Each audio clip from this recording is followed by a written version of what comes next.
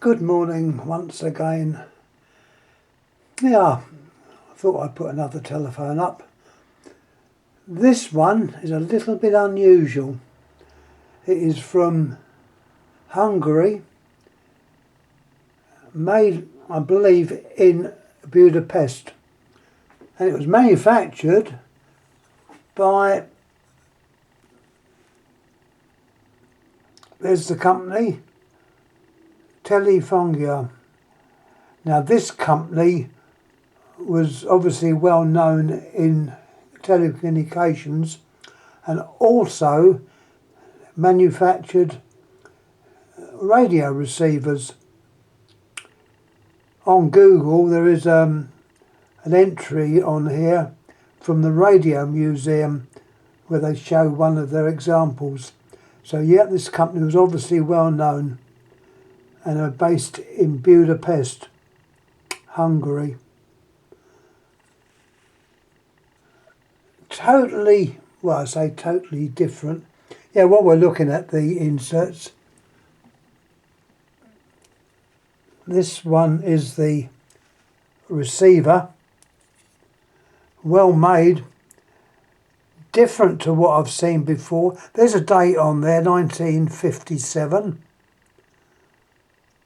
As I remember it to be the Heinz advert year. Enjoy 1957 with Heinz 57 varieties. I was at school at the time, walking along West Barnes Lane near Rains Park, and the advert boards showed the Heinz advert. Something which has remained in my mind for many, many years. Anyhow, this is the receiver. I don't know what MEO is. That's obviously the number. As I said, it's 1957. The contacts are on these two parts and they fit into the handset as such. I've never come across this type before. You've got a little keyway there, so the insert is always in the correct way to make contact. On the other one, which I showed earlier with the name, you've also got this MEO 20. Here we've got a date, even earlier than the Heinz date, 1955. Brings back memories. Anyway, this is more of the typical continental type of transmitter or carbon microphone, as this would be.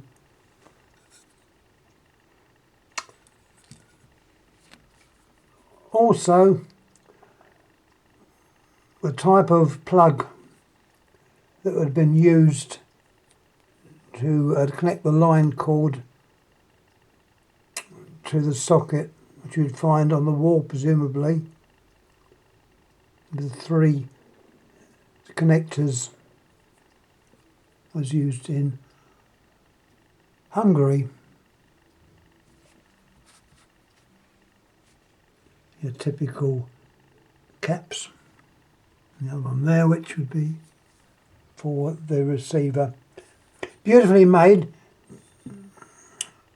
and made in Bakelite, so well, they're fairly weighty device to hold and would be fairly brittle, so obviously care must be taken.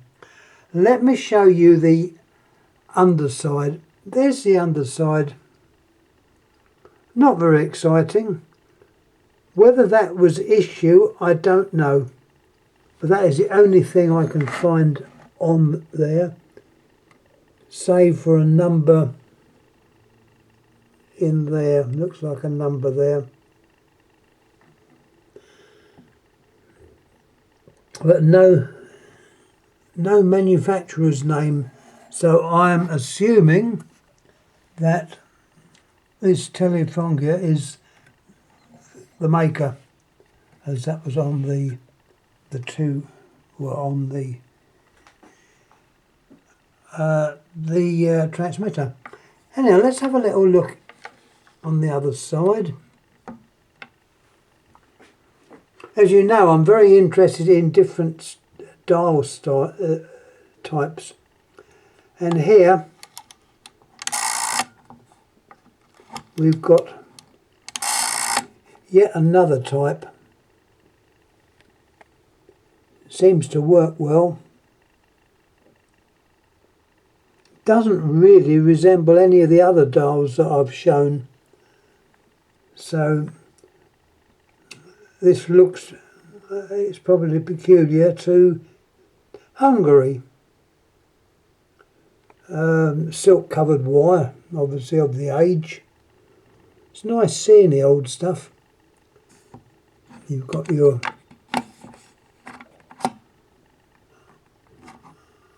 the operator from the cradle.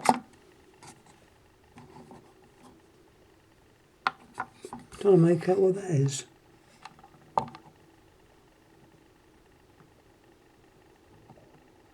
Oh, I know what that is.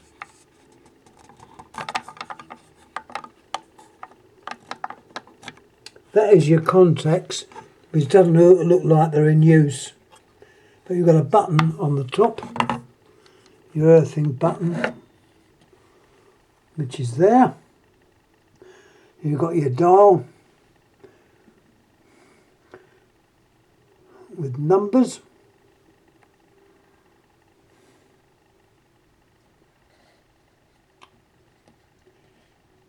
You've got your rest for the receiver, with the little horns that have this sort of notch in the horns.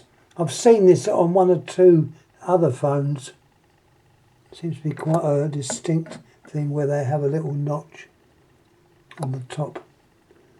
A nice Bakelite case, where this Bakelite case is showing age, or should I say the word patina. I would personally leave it as it is. I wouldn't try and polish it out. It shows the age. Well, we know the age from the dates on those inserts. Let's turn him back over. No diagrams, unfortunately. What we do have, Magyar Post Telefongyar, I think, is possibly a town. And that is what is on the phone itself. Let's have a little look inside. It looks a little bit different to what we normally see. Excuse the mess of the wiring.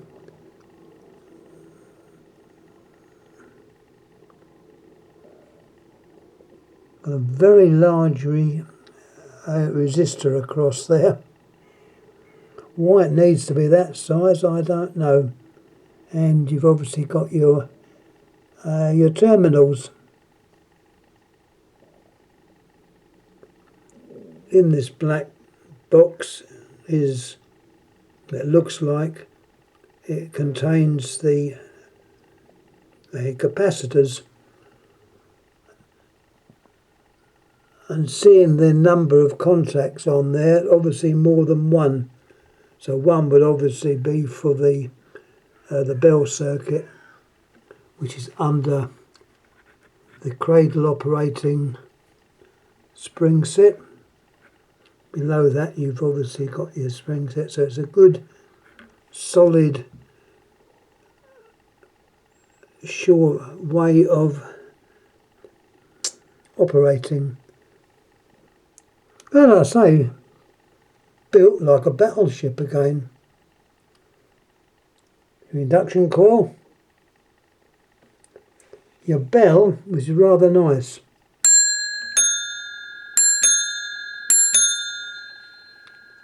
You've got a bias spring.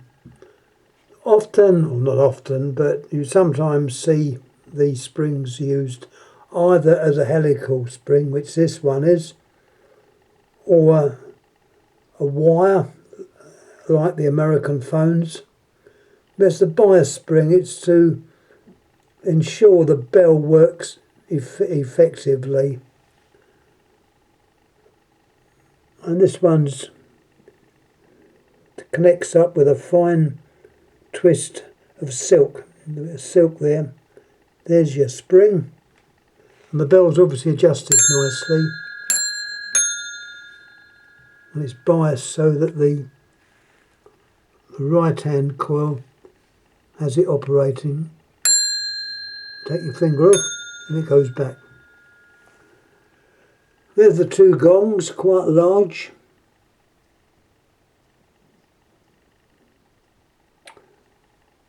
How do I say, all in all, this phone is certainly a little bit different to what you normally see.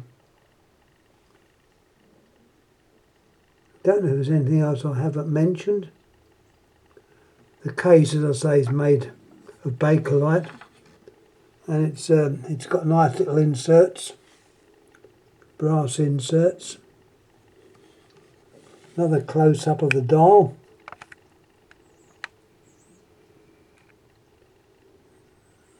See the return spring under there. Very similar, I suppose, to the one I showed yesterday. It looks like a number there as well. I can, funny enough, see better things through the camera than just looking, but there's a number there.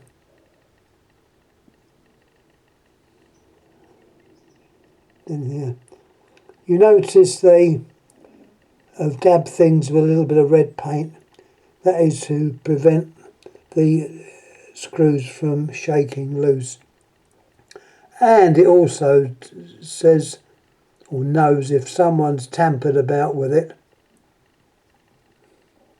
That's on all the important parts. Have had this little dab of paint. Don't always see this on phones, but it's definitely on some. The regulator or governor. And your two sets of springs. The top springs are the impulse and the off normals are underneath below that. So yeah, I'm, as I say, quite impressed with this phone. I've never actually tried it. It probably works. But there we are. Recapping. This is a phone from Hungary. Dated 55, 57. And manufactured, I believe, by this company here, Telefongyar, which also manufactured radio receivers, and they were obviously well known in that field, telecoms and radios, and presumably other electronics, from Hungary. The label on there shows Magyar, which is the Hungary name for Hungary, Magyar poster. You get this on stamps from Hungary, which is probably equivalent to our post office as it was in that date. So yeah, whether the cord's been changed, I don't know. I think it probably has been changed. But there we are. Nothing more I can say about this. Please enjoy. And yeah, I found this one upstairs again. I will gently put it back together. The easiest way, as I said, to check whether the phone's working is to test the continuity. I use a little meter. Don't use an elaborate AVO. I've got an elaborate AVO, but I just use a little check meter. And if you put the handset on the telephone, go across the A and B wires, and you will get a kick in the needle. I'm on the ohms reading, so you're reading ohms. Touch your two leads on it, and the meter will kick, showing that the capacitor is charging up. First kick. Then, reverse the leads and do it again, and you'll get another kick. That proves the capacitor's okay and the continuity is still in the coils of the bell or the ringer. Anyhow, I'm going to shut up now. I enjoy doing these videos. Just very disappointed as I got a chance to mention a few things.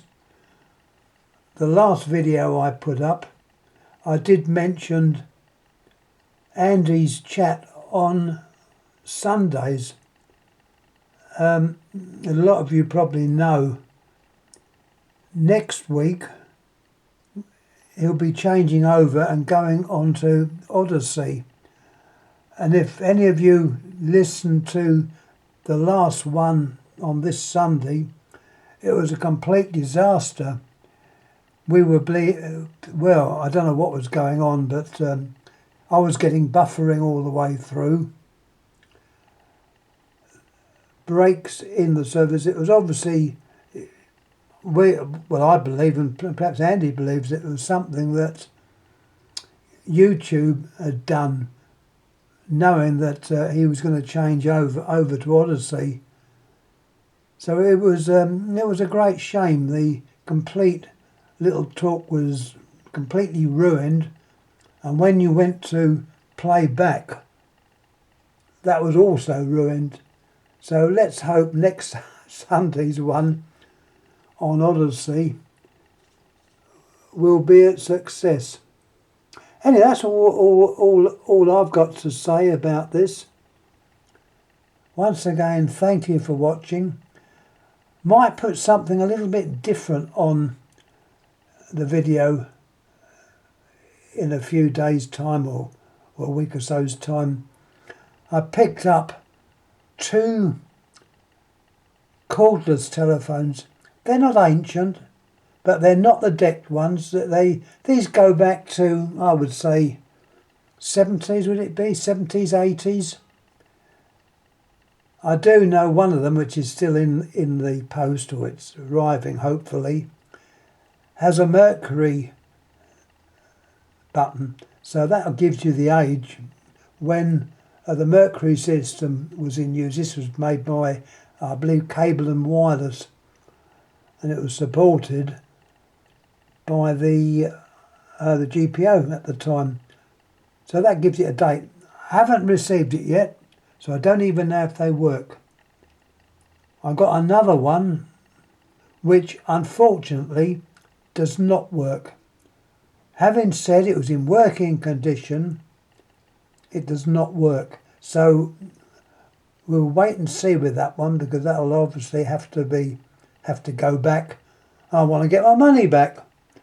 If you see something advertised with the words working,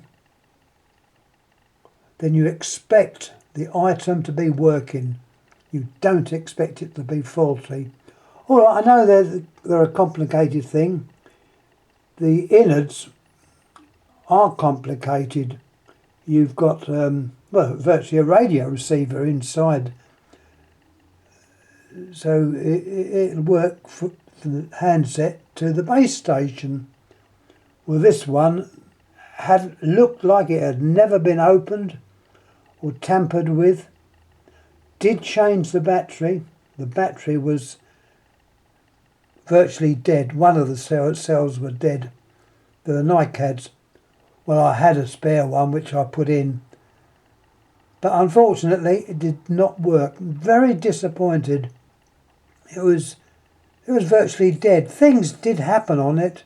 You could ring the base station. If you rang the number up, that would ring, but you couldn't call the handset up, and you couldn't from the handset call the base up. So yeah, it was definitely faulty. And how they could say it was working were telling me a load of lies. Porkies, I would say. Anyhow, we'll wait and see what happens.